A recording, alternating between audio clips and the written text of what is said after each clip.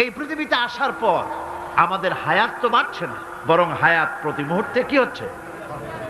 লোকেরা বলে হায়াত বাড়ে, হায়াত তো বাড়ে না, হায়াত কি হয়? জন্মের পরের থেকে আমার জন্য রিজার্ভ আছে যতটুকুন, 50 বছর বাঁচবো, 60 বছর বাঁচবো, যতটুকুন হায়াত আমার জন্য নির্ধারিত করা আছে, নির্ধারণ করা আছে, প্রতিদিন একদিন একদিন করে কমে যেতেছে। এজন্য আমি বলি, আমার বাড়িতে যে ঘড়িটা আছে, এই ঘড়িটা বেলা 1টার সময় ঢং করে একটা আওয়াজ দেয়, শ্রোতাকে শুনিয়ে দেয়, বাড়িওয়ালা তোমার জীবনের মূল্যবান হায়াত থেকে 1 ঘন্টা কমায়া দিলাম।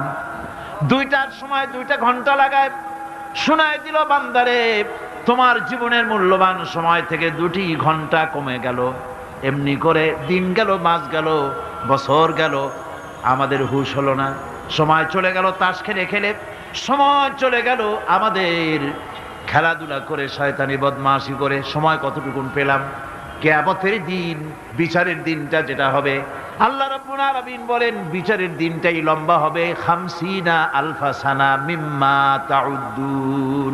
বিচারের দিনটা লম্বা হবে কত বছর? 50,000 বছর। কত বছর? দুনিয়ায় যেভাবে তুমি হিসাব করো, দুনিয়ার গণনা অনুযায়ী হাসরের বিচারের দিনটা হবে 50,000 বছরের মতো লম্বা। এক কিতাবে দেখেছি, তিনি লিখেছেন হিসাব করে, কিয়ামতের ওই দিনটার হিসাবে 50,000 বছর একটা দিন লম্বা। ওই হিসাবে পৃথিবীতে যারা 60 বছর বাঁচলো, সেজন্য আখেরাতে 2 মিনিট দুনিয়ায় বাঁচলো। চিন্তা করেছে? মাত্র 2 মিনিট। 60 বছর যারা হায়াত পেল, 2 মিনিট বাঁচলো। এই 2 মিনিটের জন্য কত হাঙ্গামা, কত মারধর, কত সন্ত্রাস, ক্ষমতার জন্য লড়াই, ফ্যান করেঙ্গে ত্যান করেঙ্গে, লাঠিকে আন্দার মুগুর ভরেঙ্গে, শক্তির ঠেলায় অস্থির। আমার বন্ধুগণ, সময় চলে যাচ্ছে স্রোতের মতো করে, কারো জন্য সময় অপেক্ষা করতেছে না। আমাদের মৃত্যু প্রতি মুহূর্তে কাছে চলে আসতেছে। এই জন্য শায়ের বলেছেন, আগাহা আপনি মৌত সে কোই বাশার নেহি, আগাহা আপনি মৌত সে कोई बशर नहीं, सामा सो बरस के हैं पल की खबर नहीं। মৃত্যু সম্পর্কে আমাদের কারো জানা নাই, যে কোনো মুহূর্তে মৃত্যু আমাদের কাছে এসে যেতে পারে। মৃত্যু সম্পর্কে কিছুই জানা নাই, অথচ প্রতি মুহূর্তে আমরা মৃত্যুর দিকে এগিয়ে চলছি। মাল সামান 100 বছর কি ধরে খাবো তাও জমা করে রেখেছি, কিন্তু এক মুহূর্তের খবর নাই। মাহফিলে এসেছি, বাড়ি যেতে পারবো নিশ্চয়তা নাই। আছে? বলেন আছে? আপনি বাড়ি যাও ভালো, বসেছেন, দাঁড়াতে পারবেন, এই নিশ্চয়তা আছে? নাই। সুতরাং সূরার যে সময়ের উপরে কসম করে মূলত সময়ের অপরিসীম গুরুত্ব সম্পর্কে আল্লাহ পাক মানুষকে বুঝাই দিতেছেন। সময়ের দাম দাও। আমাদের সময় চলে যায় গান শুনতে শুনতে, আশ্চর্য মলম বিক্রি করা দেখতে দেখতে, তাস পাশা খেলতে খেলতে সময় চলে যায়, কেউ খেয়াল করে না। সময় বলতে অতীত কালও হতে পারে, আবার বর্তমানও হতে পারে। আর বর্তমান কাল কোনো কালই না। বর্তমান কাল কোনো কাল নয়। প্রতি মুহূর্তে ভবিষ্যৎ এসে বর্তমান হয়, আর প্রতি মুহূর্তে বর্তমান কি হয়? অতীত হয়ে যায়। বর্তমান কাল বলে কোনো কাল নাই, প্রতি মুহূর্তে অতীত হয়ে যাচ্ছে। এই যে আমি মাহফিলে বসছিলাম প্রথম এসে, ওইটা কি এখনো বর্তমান আছে? এই যে বর্তমান কথা বলছি, এটা অতীত হয়ে যাচ্ছে। সুতরাং বর্তমান কাল নাই। আল্লাহ পাক অল আসরের সময়ের কসম করে বলছেন। যদি আমরা চিন্তা ভাবনা করি, তাহলে আমরা লক্ষ্য করব আমাদের আসল মূলধন সময়। আসল মূলধন কি? জীবনের আসল মূলধন কি? সময়। ইমাম রাজি রহমতুল্লাহ আলাইহি এই পর্যায়ে এক বুজুর্গের ব্যক্তির কথা তিনি আলোচনা করেছেন। তিনি বলেছেন যে একটা লোক, তিনি সূরা আল আসর এর ব্যাখ্যা তিনি বুঝতেছিলেন না। ব্যাখ্যাটা এই মাথার মধ্যে ঘুরপাক খাচ্ছিল, এর ব্যাখ্যা কি? একবার তিনি বাজারে ঢুকলেন, তারপরে তিনি শুনতে পেলেন বাজারের এক প্রান্ত থেকে একজন চিল্লায় বলতেছে, সেই ব্যক্তির উপরে রহম করো যার পুঁজি গলে যায়, সেই ব্যক্তির উপরে রহম করো যার পুঁজি গলে যায়। উনি চিন্তা করলেন পুঁজি এবার গলে কেমনে, উনি দৌড়ে গেলেন, যায় দেখেন যে ব্যাটা চিল্লাচ্ছে সে হচ্ছে বরফ বিক্রেতা। কি বিক্রেতা? বরফ, বরফ, আইস। এখন এই বরফ বিক্রেতা সে চিল্লায় বলতেছে সেই ব্যক্তির পরে রহম করো যার পুঁজি কি গলে যায়। সূর্যের তাপ বাড়তেছে আর বরফ গলে যাচ্ছে। সে বুঝাতে চাচ্ছে যে আমার এই বরফটা জমাট থাকা অবস্থায় তোমরা কেউ কেনো, যেহেতু আমার পুঁজি তো এর মধ্যে আমি ইনভেস্ট করেছি। এটা যদি পানি হয়ে যায় তো পানি তো কেউ কিনবে না, এটা তো যেখানে সেখানে পাওয়া যায়। বরফ পাওয়া যায় না বলেই তো আমি বরফ কিনে আনছি। তোমরা আমার প্রতি দয়া করো, তাড়াতাড়ি করে বরফটা কিনে নিয়ে যাও। ইমাম রাজি রহমাতুল্লাহ আলাইহি বলেন, বুজুর্গ ব্যক্তি চিৎকার মেরে বললেন আল্লাহু আকবার, আমি কিন্তু এই বরফ বিক্রেতার ঘোষণার মধ্য দিয়ে সূরা ওয়াল আসরের তাফসীর আমি বুঝে ফেলেছি। তার মানে হলো বরফ বিক্রেতা যেভাবে বলতেছে সেই ব্যক্তির উপরে রহম করো যার পুঁজি গলে যায়, আমারও তো একটা পুঁজি আছে, ওই পুঁজির নাম হায়াত। প্রতি মুহূর্তে আমার পুঁজি তো গলে যেতেছে, আমার পুঁজি তো গলে যায়, প্রতি মুহূর্তে কমে যেতেছে। আহারে এই পুঁজি যে গলে গেল ধরে রাখতে পারলাম না, এই জন্য কিছুই তো করতে পারি নাই। সূরা ওয়াল আসরের ভিতরে মানুষের আয়ুষ্কাল দেওয়া হয়েছে বরফ গলে যাওয়ার মতো দ্রুত সে আয়ু কমে যাচ্ছে। একে যদি নষ্ট করে ফেলা হয়, ভুল কাজে ব্যয় করা হয়, সেটাই হচ্ছে মানুষের মূল ক্ষতি। মানুষের মূল ক্ষতি। ব্যবসায় ক্ষতিগ্রস্ত হয়েছে, এটা মূল ক্ষতি নয়। স্বাস্থ্য হারাইছে, মূল ক্ষতি নয়। রাজনীতিতে ব্যর্থ হয়েছে, মূল ক্ষতি নয়। জীবনে মন্ত্রিত্ব হারাইছে, মূল ক্ষতি নয়। মূল ক্ষতি প্রতি মুহূর্তে সময় নষ্ট হচ্ছে, এটাই মূল ক্ষতি। ভাইরা, কিয়ামতের দিন জান্নাতীদের কোনো দুঃখ থাকবে না, সকলের দুঃখ থাকবে। জান্নাতীদের কোনো দুঃখ থাকবে নাকি? থাকবে, থাকবে। জান্নাতীদের মনের মধ্যে একটা দুঃখই থাকবে। ভালো করে শুনুন, জান্নাতীদের মনের মধ্যে একটা দুঃখই হবে। তারা মনে মনে চিন্তা করবেন, আফসোস করবেন, আহারে যদি দুনিয়ায় বসে অমুক সময় বাসে বসেছিলাম আজে বাজে চিন্তা করেছি, বাড়ির ড্রয়িং রুমে একা একা বসে বসে আজে বাজে চিন্তা করেছি, অমুক অমুক সময় খেলাধুলায় কাটাইছি, এই সময়গুলিতে যদি সুবহানাল্লাহ, আলহামদুলিল্লাহ, লা ইলাহা ইল্লাল্লাহ, আল্লাহু আকবার এই তাসবিহ যদি পড়তাম, জিকির আজগার করতাম, জান্নাতের ভিতরে আরো নিয়ামত লাভ করতে পারতাম। সময়টা তো কাজে লাগাইলাম না। মানুষের শর্ত, মুমিনের সব কাজে সওয়াব। ওয়াকুলু লিন-নাসি হুসনা, মানুষের সঙ্গে ভালো ভালো কথা কও, মানুষের সঙ্গে হাসি মুখে কথা কও। একজনের সাথে হাসি মুখে কথা বললে আপনার একটা সদকা দেওয়ার মতো সমান সব আমলনামায় লেখা হয়ে গেল। ভালো ভালো কাম করো। বন্ধুগণ, সময় দ্রুত গতিতে চলে যাচ্ছে, মানুষের জীবন ক্ষতিগ্রস্ত হচ্ছে। ক্ষতি থেকে বাঁচতে পারবে 4টা গুণ যার মধ্যে আছে, বাকি সব ক্ষতিগ্রস্ত হয়ে যাবে। আমার ভাইয়েরা, এই কথাগুলি বলে আল্লাহ পাক যেন এরকম একটা দৃষ্টান্ত দিলেন। আপনি যদি পরীক্ষার হলে গিয়া দেখেন ছাত্ররা পরীক্ষা দিতেছে, পরীক্ষার জন্য নির্ধারিত সময় কতটুকুন? 3 ঘন্টা। 3 ঘন্টা, 3 ঘন্টা। আপনি গিয়ে দেখলেন কোন একজন পরীক্ষার্থী পরীক্ষা দিতে গিয়ে আর একদিকে তাকায় আছে, আকাশের তারা গুনতেছে, অথবা সে গল্প করতেছে, অথবা পরীক্ষা বাদ দিয়ে আজে বাজে কিছু লিখতেছে। আপনি যেমন তাকে, ওই ছেলেটাকে আনবো না, গাফেল ছেলেটাকে ঘড়ির দিকে তাকায় বলেন, এই ছেলে ওই ঘড়ির দিকে তাকাও, দেখো তোমার সময় কিন্তু চলে যেতেছে মাত্র 1 ঘন্টা, আর তুমি সময় নষ্ট করতেছো।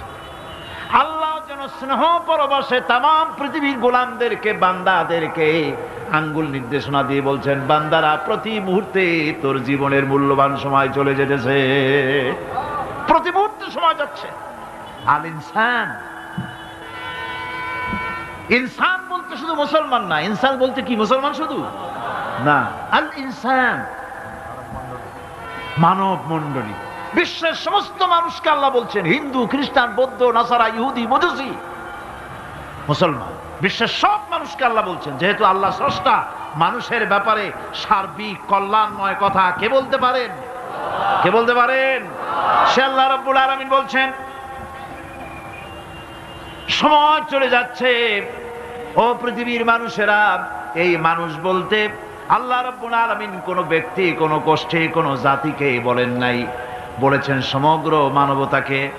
এর অর্থ হচ্ছে সূরাটিতে উল্লেখ্য 4টি গুণ যদি আমল করতে পারে লোকেরা, যেই ব্যক্তি করবে, যেই সমাজ করবে, যেই রাষ্ট্র করবে, যেই গোষ্ঠী করবে, যেই জাতি করবে, তারাই ক্ষতি থেকে বেঁচে যাবে। আর যারা করবে না তারা ক্ষতিগ্রস্ত হবে। কি হবে বলুন? এখন আল্লাহ পাকের কথা শুনুন। আল্লাহ পাক বলছেন, ওয়াল আসরি ইন্নাল ইনসানা লাফি খুসর। খুসর, খুসরিন, এই যে খুসর, খাসারা, এই শব্দটা হচ্ছে আবিধানিক অর্থে ক্ষতি হচ্ছে লাভের বিপরীত। লাভের বিপরীত কি? ক্ষতি। নাফা, এই নাফার বিপরীত কি? নোকসান। খাসারাটা কি? নোকসান বলা হয় পুঁজি 50,000 খাটাইছিলাম, লাভ করতে পারি নাই, পুঁজি ঠিক আছে, এটাকে বলা হয় নোকসান। এটাকে কি বলা হয়? নোকসান। কিন্তু আমি পুঁজি খাটিয়েছিলাম 50,000 টাকা, লাভ তো হয়ই নাই, পুঁজিও চলে গেছে, আমও গেছে, সালাও গেছে, আমও নাই, সালাও নাই। এইটারে আরবিতে কি বলা হয়? খাসার, দেউলিয়া। দেউলিয়া হয়ে গেছে। দেউলিয়াটা বোঝেন ভালো আপনারা, দেউলিয়া হয়ে গেছে। কোরআন লাভ বা সাফল্যের ধারণা যেমন নিছক পার্থিব নয়, সমৃদ্ধির কথা শুধু পার্থিব নয়, জন্ম থেকে শুরু করে মৃত্যু পর্যন্ত কোরআনের লাভের কথা যখন বলা হয় তখন জন্ম থেকে মৃত্যু পর্যন্ত, আখিরাত পর্যন্ত, কিয়ামত পর্যন্ত। ক্ষতিটাও জন্ম থেকে শুরু করে মৃত্যু পর্যন্ত, কিয়ামত পর্যন্ত ক্ষতিটাও। এই ক্ষতি থেকে বাঁচবার জন্য কোরআনে কারিমে বিভিন্ন জায়গায় এই খাসারা শব্দ ব্যবহার করা হয়েছে। আল্লাহ রাব্বুল আলামিন বলছেন, ওয়ামান খাফফাত মাওয়াজিনুহু ফাউলাইকাল্লাযীনা খাসিরু আনফুসাহুম বিমা কানু বিআয়াতিনা ইয়াযলিমুন। যাদের পাল্লা ভারী হবে কিয়ামতে তারাই হবে সফলকাম, আর যাদের পাল্লা হালকা হবে, নেকির পাল্লা, নেকির পাল্লা যাদের হালকা হবে তারা হবে ক্ষতিগ্রস্ত। তারা নিজেদের ক্ষতি নিজেরাই ক্ষতি সাধনকারী হবে কিয়ামতের দিন। কাজে মানুষের জীবনের সমুদয় কার্যাবলীর ভালো অংশ যদি খারাপ অংশের উপরে বিজয়ী হয়, তারপরে খারাপ অংশ পাওনাদারদের দিয়ে টিয়া, এরপরে যদি নেকি কিছু বাকি থাকে, তাহলে বোঝা গেল লোকটা কিয়ামতে নাজাত পাবে। আর যদি ভালো কাজের উপরে খারাপ কাজ বিজয়ী হয়ে যায় আর সমস্ত পাওনাদারদেরকে পাওনা মিটাইয়া তারপরেও পাপ বাকি থেকে যায়, এক চাইতে খাসারা পৃথিবীতে, আকাশে, জমিনে কিছুই আর হবে না। এর থেকে বাঁচার জন্য আল্লাহ পাক, এই খাসারা থেকে বাঁচার জন্যই মানুষকে এই কথা বলছে। এই কথাটি কোরআনে কারিমের অন্য একটি আয়াতে আরো সুন্দর করে বলা হয়েছে। যারা নাকি এই দুনিয়ার বুকে, যারা নিজেদের পুঁজি খাটাইছে, জীবনের পুঁজি সুদ কামাইতে খাটালো, জীবনের পুঁজি খাটালো হারাম কামাইয়ের ভিতরে, অন্যায় কাজের ভিতরে, যারা জীবনের পুঁজিকে আল্লাহর দ্বীনের কাজে লাগাতে পারে নাই, তাদের সম্পর্কে বলা হচ্ছে খাসিরাদ দুনিয়া ওয়াল আখিরাতা যালিকা হুয়াল খুসরানুল মুবিন। খাসিরাদ দুনিয়া ওয়াল আখিরা, দুনিয়াও ক্ষতিগ্রস্ত, আখিরাতেও ক্ষতিগ্রস্ত। এটা হচ্ছে তার জন্য সুস্পষ্ট ক্ষতি, এর থেকে বড় ক্ষতি আর কিছুই হতে পারে না। আল্লাহ পাক কোরআনে কারীমে অন্যত্র বলেছেন, وَنُنَزِّلُ مِنَ الْقُرْآنِ مَا هُوَ شِفَاءٌ وَرَحْمَةٌ لِّلْمُؤْمِنِينَ وَلَا يَزِيدُ الظَّالِمِينَ إِلَّا خَسَارًا। আমি এই কোরআন অবতরণের পরিক্রমায় এমন সব বিষয় অবতীর্ণ করেছি যা মুমিনদের জন্য নিরাময় এবং তাদের জন্য রহমত, আর জালিমদের জন্য ক্ষতি ছাড়া আর কিছুই বৃদ্ধি পায় না। জালিমদের জন্য ক্ষতি বৃদ্ধি পায়। আর যারা মুমিন তাদের জন্য এর মধ্যে নিরাময় আছে, এর মধ্যে রহমত আছে। অর্থাৎ যারা এই কোরআনকে যারা নিজেদের আইনের কিতাব হিসাবে গ্রহণ করেছে, কোরআনকে তাবিজের কিতাব হিসাবে নয়, ধর্মীয় কিতাব হিসাবে নয়, কোরআন সংবিধান। কোরআন কি? কোরআনকে যারা সংবিধান হিসাবে মেনে নিয়েছে, কোরআনকে যারা সংবিধান হিসাবে গ্রহণ করলো, ব্যক্তি, পরিবার, সমাজ, রাষ্ট্রে তাদের যাবতীয় মানসিক, বুদ্ধিবৃত্তিক, নৈতিক, তামাদ্দুনিক রোগের নিরাময় হবে, এর দ্বারা শান্তি হবে। কিন্তু যেসব জালিম এই কোরআনকে প্রত্যাখ্যান করেছি, কোরআনকে যারা মৌলবাদীদের কিতাব বলে, কোরআনের কথা বললে মৌলবাদ বলে গাল দেয়, তারা তাদের কপালকে পোড়াইয়া ছাই বানাইয়া দিছে, তাদের তাদের কপাল ভস্মীভূত করে দিয়েছে। আমার দেশে, এই দেশটা কি মুসলমান বেশি না অন্য জাতি বেশি? কোন? জোরে কোন? মুসলমান সবচেয়ে। খুব লক্ষ্য করে শোনেন, এই দেশে সবচেয়ে মুসলমান বেশি, ইন্দোনেশিয়ার পরে। পৃথিবীর দ্বিতীয় বৃহত্তম মুসলিম দেশ হলো কোনটা? বাংলাদেশ। এই দেশে ইসলামরে যত গালি দেওয়া হয়েছে, কোরআনকে যত গালি দেওয়া হয়েছে, আলেমদেরকে যত গালি দেওয়া হয়েছে, রাসূলুল্লাহকে যত গালি দেওয়া হয়েছে, ইসলামী আদর্শকে যত গালি দেওয়া হয়েছে, পৃথিবীতে কোন দেশে এইভাবে ইসলামকে গালি দেওয়া কোথাও হয় নাই। এমনকি আমেরিকার মতো দেশে, ইংল্যান্ডের মতো দেশেও কোরআনের বিরুদ্ধে এত কথা কেউ বলতে সাহস পাবে না, ইসলামের বিরুদ্ধে কথা বলতে সাহস পাবে না, যেহেতু মুসলমানেরা সেখানে পাল্টা আক্রমণ করবে। আজ আমার দেশে মুসলমানের ঘরের সন্তান হইয়া ইসলামের বিরুদ্ধে তারা বক্তব্য রাখে। মৌলবাদ, মৌলবাদ জিকির উঠে গেছে।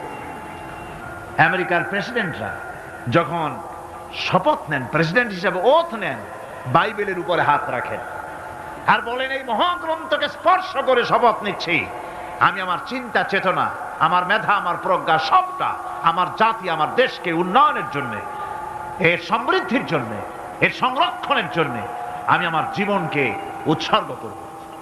বাইবেলের উপরে স্পর্শ করে এই শপথ তারা নেন।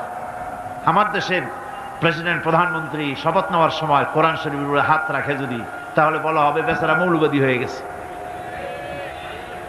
এটা করা যাবে না। আর যদি কেউ করে সামান্য কিছু, কোরআন না, যদি তসবিহ নিয়েও আসে, তাহলে বুঝতে হবে জাতির সাথে একটা প্রতারণা ছাড়া আর কিছুই না। কাজেই ধর্মের প্রতি আকর্ষণ একটা ভিন্ন জিনিস, সেই জিনিসকে ছেড়ে যারা দেয় তারাই ক্ষতিগ্রস্ত হয়, আর যারা ধরে রাখে তারা দুনিয়ায় ক্ষতিগ্রস্ত হয় না। আল্লাহ পাক এখানে রাসূল করিম সাল্লাল্লাহু আলাইহি ওয়াসাল্লাম একটি হাদিস প্রণিধানযোগ্য কোরআনের ব্যাপারে। হুজুর বলেছেন, আল কোরআন হুজ্জাতুন লাকা ওয়া আলাইকা। এই কোরআন হয় তোমার পক্ষের সাক্ষী, না হয় এই কোরআন তোমার বিপক্ষের সাক্ষী। কিয়ামতে এই কোরআন হয় তোমার পক্ষে কাজ করবে, নতুবা এই কোরআন তোমার বিপক্ষে কাজ করবে। দুই অবস্থা থেকে খালি হবে না। হয় কোরআন তোমার পক্ষে সাক্ষী দেবে, না হয় আমরা কি চাই? কিয়ামতে কি চাই? বলেন কি চাই? কোরআনের পক্ষে যদি আমরা সাক্ষী চাই, তাহলে এই কোরআনের পক্ষে আমাদেরকে কাজ করতে হবে। এছাড়া আমাদের নাজাতের কোনো পথ নাই। আমাদের মুক্তির পথ হচ্ছে কোরআন কেন্দ্রিক, রাসূলুল্লাহর হাদিস কেন্দ্রিক। এর বাইরে আমাদের সমস্ত পুঁজি নষ্ট হয়ে যাবে। আমাদেরকে পৃথিবীতে টিকে থাকতে হলে কোরআনের উপরে ভিত্তি করে আমাদেরকে বাঁচতে হবে, টিকতে হবে। কোরআনে কারিমে আল্লাহ রাব্বুল আলামিন অন্যত্র বলেছেন, কুল ইন্নাল খাসিরিনাল্লাযীনা খাসিরু আনফুসাহুম ওয়া আহলিহিম ইয়াওমাল কিয়ামাহ আলা যালিকা হুয়াল খুসরানুল মুবিন।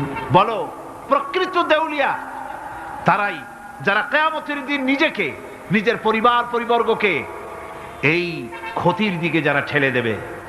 ভালো করে শুনে নাও, এটি হচ্ছে সুস্পষ্ট ক্ষতি, সুস্পষ্ট দেউলিয়াপনা।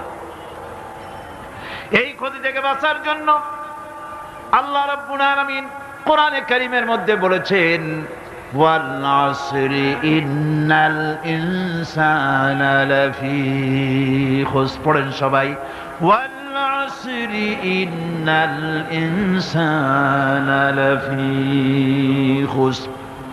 মানুষের, সমগ্র মানুষের জীবন ক্ষতিগ্রস্ত, ব্যর্থ। কে বলতেছেন?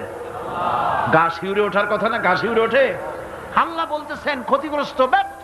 আপনি যতই মনে করেন আপনার মিল আছে, কল আছে, কারখানা আছে, মন্ত্রী, টাকা পয়সা আছে, প্রেসিডেন্ট হয়েছেন, প্রধানমন্ত্রী হয়েছেন, আপনার জীবন সফল হয়েছে, আল্লাহ বলেন না, জীবন ব্যর্থ, জীবন বিফল, জীবন ক্ষতিগ্রস্ত।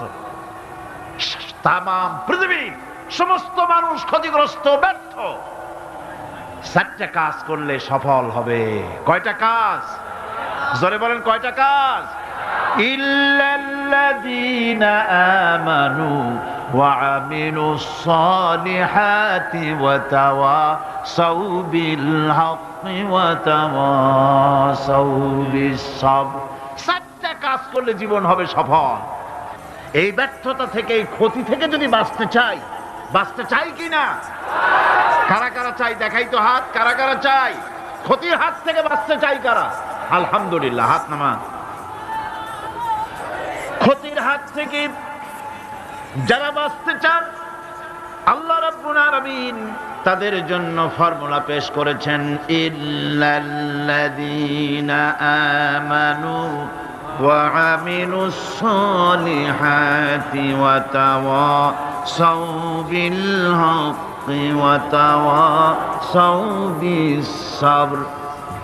আল্লাহ পাক বলেন 4টি কাজ করলে জীবন সফল হয়ে যাবে। কয়টা কাজ?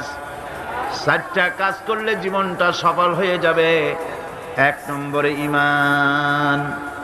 1 নম্বরে কি? ঈমান। এটাই হচ্ছে ফাউন্ডেশন। ক্ষতি থেকে বাঁচার জন্য প্রথম যে গুণটি, সেটির নাম হচ্ছে ঈমান। ইসলামে ঈমানের স্থান সর্বপ্রথম, তারপরই হচ্ছে ইসলাম। ঈমান আগে, তারপরে কি? ইসলাম।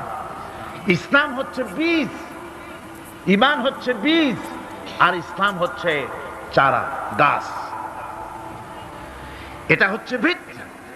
এই ভিত্তিকে সর্বপ্রথম মজবুত করতে হবে। ঈমানের ভিত্তি, ঈমানের ভিত্তি দুনিয়ায় ঈমানের আহ্বান জানাবার জন্যই আল্লাহ রাব্বুল আলামিন সমস্ত নবী এবং রাসূলদেরকে পৃথিবীতে পাঠিয়েছেন ঈমানের আহ্বানের জন্য। দুনিয়ার সমস্ত নবীদের দাওয়াত ছিল ঈমানের দাওয়াত। কিসের দাওয়াত? এই ঈমানের দাবিটা আসছে, এই দাওয়াতটা এসেছে আল্লাহর কাছ থেকে। কার কাছ থেকে? দেখুন, পৃথিবীর ভিতরে কোন নবীদের কথার সাথে আরেকজন নবীর কথার কোনো বৈপরীত্য হয় নাই। সমস্ত নবীদের কথা একরকম ছিল। কয় রকম? একজন নবীর সঙ্গে তার বক্তব্যের সাথে আরেকজন নবীর বক্তব্যের কোনো গুণগত মৌলিক কোনো পার্থক্য ঘটে নাই, অসঙ্গতি হয় নাই। কারণ নবীরা, আম্বিয়া আলাইহিমুস সালাম, নিজেরা বানিয়ে কথা রচনা করে তারা মানুষের সামনে পেশ করে নাই। সমস্ত নবীদের কাছে যত দাওয়াত এসেছে, একটা অফিস থেকে এসেছে। সে অফিসটা হচ্ছে কার? আল্লাহ রাব্বুল আলামিনের। তাই দুনিয়ার সমস্ত পয়গম্বরদের দাওয়াত ছিল না ইলাহা ইল্লাল্লাহ, লা ইলাহা ইল্লাল্লাহ, লা ইলাহা, লা ইলাহা ইল্লাল্লাহু মুহাম্মাদুর রাসূলুল্লাহ। এটাই ছিল সমস্ত নবীদের দাওয়াত। কোরআনে কারীম তার ধারক এবং বাহক সম্পর্কে বলে যে তিনি যে দাওয়াত দিয়েছেন সে দাওয়াতটা হলো ঈমানের দাওয়াত। আমাদের নবী তিনি এসে যে দাওয়াত দিয়েছেন সে দাওয়াতটা কিসের? কোরআনে কারীম বলছি, রব্বানা ইন্নানা সামি'না মুনাদিয়ান ইউনাদি লিল ঈমান। হে আমাদের রব, নিশ্চয়ই আমরা এমন একজন আহ্বায়কের আহ্বান শুনেছি যিনি আমাদেরকে ঈমানের দাওয়াত দিয়েছেন। এমন কোন পয়গম্বর নাই দুনিয়ায় যিনি ঈমানের দাওয়াত দেন নাই। সকলেই ঈমানের দাওয়াত মানুষের সামনে, বিশ্ববাসীর সামনে পেশ করেছেন। কোরআনে হাকিম স্পষ্ট একটা সীমারেখা দুনিয়ার মানুষের সামনে পেশ করে পৃথিবীর মানুষগুলিকে দুটি শ্রেণীতে বিভক্ত করে দিয়েছে। একটি হচ্ছে ঈমান পোষণকারী, আরেকটি হচ্ছে অবিশ্বাসী। একটা ঈমান পোষণকারী আর একটা অবিশ্বাসী। ঈমান পোষণকারীরা সত্যশ্রয়ী, তারা হচ্ছে জ্ঞান এবং নূরের সম্পদে সমৃদ্ধ। আর দ্বিতীয় দলটি হচ্ছে কাফের, জালিম, মূর্খ। তারা হেদায়েতের রাস্তা তাদের জন্য অবরুদ্ধ। কোরআনে কারীম এই দুইটি দল সম্পর্কে উল্লেখ করতেছেন, মাসালুল ফারিকাইনি কাল আ'মা ওয়াল আসাম্মি ওয়াল বাসীরি ওয়াস সামিম হাল ইয়াস্তাবিয়ানি মাসালান আফালা। কোরআন শরীফ বলছে, হাল ইয়াস্তাবিয়ানি মাসালান আফালা তাযাক্কারুন।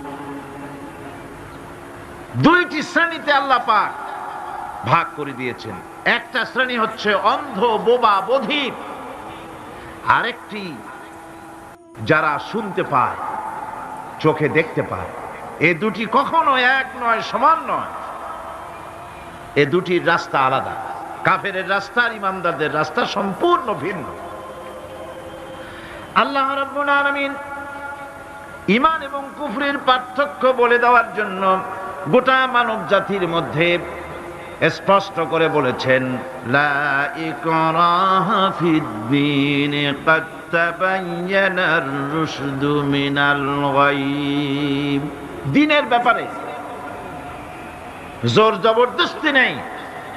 এখানে হেদায়েতের পথ এবং গোমরাহি, হেদায়েতকে গোমরাহির পথ থেকে সম্পূর্ণ আলাদা করে দেওয়া হয়েছে। লা ইকরাহা ফিদ-দীন, দ্বীনের ব্যাপারে কোনো জোর জবরদস্তি নাই। যারা ধর্মনিরপেক্ষবাদী তারা এই আয়াতটাকে নিজেদের মতবাদকে প্রতিষ্ঠার লক্ষ্যে অনেক সময় কাজে লাগায়। দুটি আয়াতকে তারা বেশি ব্যবহার করে। একটা হচ্ছে লাকুম দীনুকুম ওয়ালিয়া দীন, আর একটা হচ্ছে লা ইকরাহা ফিদ-দীন। এই দুইটি আয়াতকে ধর্মনিরপেক্ষবাদীরা ব্যবহার করে। এই দুটির কোনটি তাদের আদর্শকে বোঝাবার লক্ষ্যে ব্যবহারের কোনো সুযোগ নাই। লা ইকরাহা ফিদ-দীন, ধর্মের ব্যাপারে কোনো বাড়াবাড়ি নাই, জোর জবরদস্তি নাই। এ কথা বলা হয়েছে এই কারণে যে কোন বিধর্মীকে, অমুসলিমকে ভয় দেখিয়ে, লোভ দেখিয়ে অথবা কোন ক্রমে কোন প্রকার চাপ সৃষ্টি করে তাকে মুসলমান বানানো যাবে না। এমনকি সূরা তওবার মধ্যে এসেছে, যুদ্ধ চলাকালীন সময়, জিহাদ চলাকালীন সময় কোন অমুসলিম যদি ইসলাম জানার জন্য তোমাদের তাঁবুতে আসে, তাহলে তুমি তাকে ইসলাম বুঝাও। ইসলাম শোনার পরে যদি মেনে নেয় ভালো কথা, আর যদি না মানে তাকে তার তাঁবু পর্যন্ত ফিরে যেতে দাও। মাঝপথে তাকে আক্রমণ করা যাবে না। ধর্মের ব্যাপারে কোনো বাড়াবাড়ি নাই। লা ইকরাহা ফিদ-দীন, এর দ্বারা ধর্মনিরপেক্ষতার কোনো কথা বোঝানো হয়নি। আর লাকুম দীনুকুম ওয়ালিয়া দীন, এটা ছিল কাফেরদের সেই বক্তব্যের প্রেক্ষিতে যেখানে কাফেররা বলেছিল মুহাম্মদ সাল্লাল্লাহু আলাইহি ওয়াসাল্লাম, আসুন আমরা এক কাজ করি, সেটা হলো ধর্ম নিয়ে আমাদের মধ্যে যে বাকবিতণ্ডা হচ্ছে, আমরা ধর্মকে 50-50 ভাগ করে নিই। কিছুদিন আমরা গিয়া আপনার আল্লাহরে সেজদা দেই, আর কিছুদিন আপনারা আমাদের মূর্তিগুলিকে প্রণাম করুন। এই প্রস্তাব যখন রাখল, আল্লাহ রাব্বুল আলামিন সূরা কাফিরুন অবতীর্ণ করে দিলেন, কুল ইয়া আইয়ুহাল কাফিরুন লা আ'বুদু মা তা'বুদুন হে কাফেরেরা, হে অবিশ্বাসীরা, নবী আপনি বলুন, হে অবিশ্বাসীরা, তোমরা যার ইবাদত করো আমরা তার ইবাদত করি না, আবার আমরা যার ইবাদত করি তোমরাও তার ইবাদত করো না। সুতরাং লাকুম দীনুকুম ওয়ালিয়া দীন, সুতরাং তোমাদের দিন তোমাদের জন্য, আমাদের দিন আমাদের জন্য। এখানে নিরপেক্ষতার কথা বলা হয় না, এখানে পক্ষের কথা বলা হয়েছে। কিসের পক্ষ? ধর্মের পক্ষ। কিসের পক্ষ? হিন্দু, খ্রিস্টান, বৌদ্ধ, তোমরা তোমাদের ধর্মের পক্ষে থাকো। মুসলমান, তোমরা তোমাদের ধর্মের পক্ষে থাকো। ধর্মের ব্যাপারে নিরপেক্ষ হওয়ার কোনো সুযোগ নাই। আছে নাকি সুযোগ? আমি পার্লামেন্টে বলেছি এই কথা,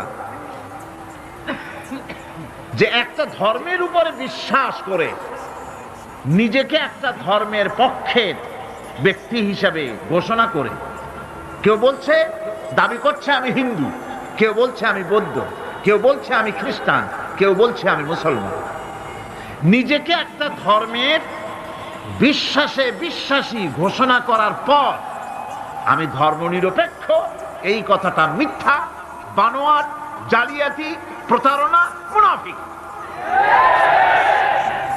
কোন ধর্মের অনুসারী ব্যক্তি ধর্মনিরপেক্ষ হতে পারে না।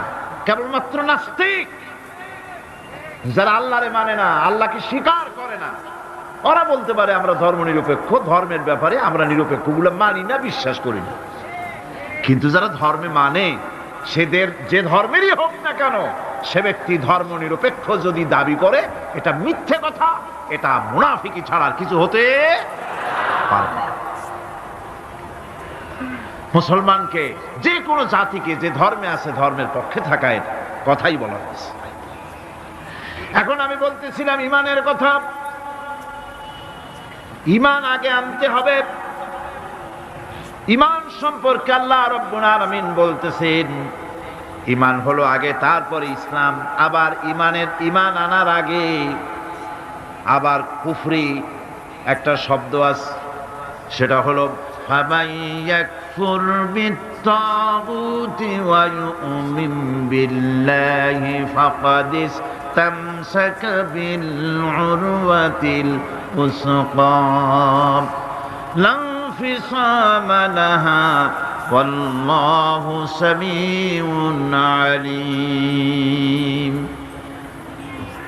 ফামান ইয়াকফুর বিত্তাগুত, যে ব্যক্তি তাগুতকে অস্বীকার করেছে, সর্বপ্রথম তাগুতকে অস্বীকার করতে হবে।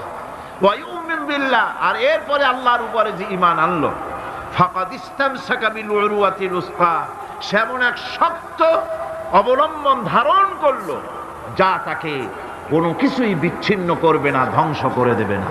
সুবহানাল্লাহ। এখন সত্যিকারের ঈমানদারের পরিচয়টা কি?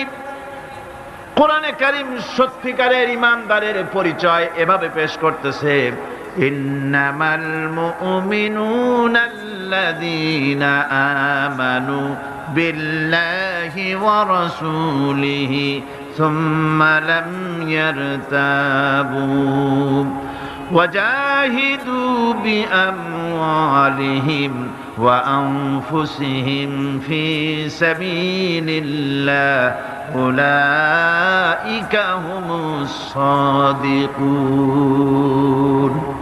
ঈমানের দাবিতে সত্যবাদী কারা?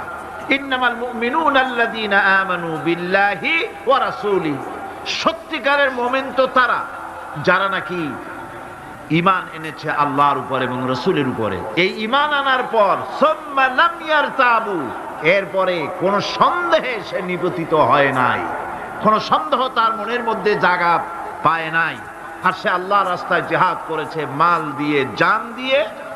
উলাইকা হুমুস সাদিকুন, এরাই হলো ঈমানের দাবিতে সত্যবাদী। সুম্মা লাম ইয়ারতাবু, অথবা এক বিন্দু সন্দেহ মনের মধ্যে জায়গা দেয় নাই। অর্থাৎ ঈমান আনছি কার উপরে? আল্লাহর উপরে। কার উপরে? আর তার রাসূলের উপরে। আল্লাহ এবং রাসূলের উপরে ঈমান আনার পর যারা আল্লাহ এবং রাসূলের বিধান জীবনের সকল ক্ষেত্রে মানতে পারে নাই, তারাই সন্দেহে নিপতিত হয়েছে। কথা বুঝতে পেরেছেন? তাদের সন্দেহ এই কোরআন মানুষের জীবন, তার সম্পদ, তার রাজনীতি, তার অর্থনীতি পরিচালনা করতে পারে না। সেই জন্য ধর্মের ব্যাপারে কোরআন মানি, ধর্মের ব্যাপারে নামাজ আর রোজা মানি, কিন্তু রাজনীতিতে ধর্ম মানি না। এটাই হলো সন্দেহ। এটাই কি সন্দেহ, অবিশ্বাস। জীবনকে তারা দুইটা ভাগ করেছে, এক ভাগ রাজনীতির জন্য আর এক ভাগ কিসের জন্য? ধর্মের জন্য।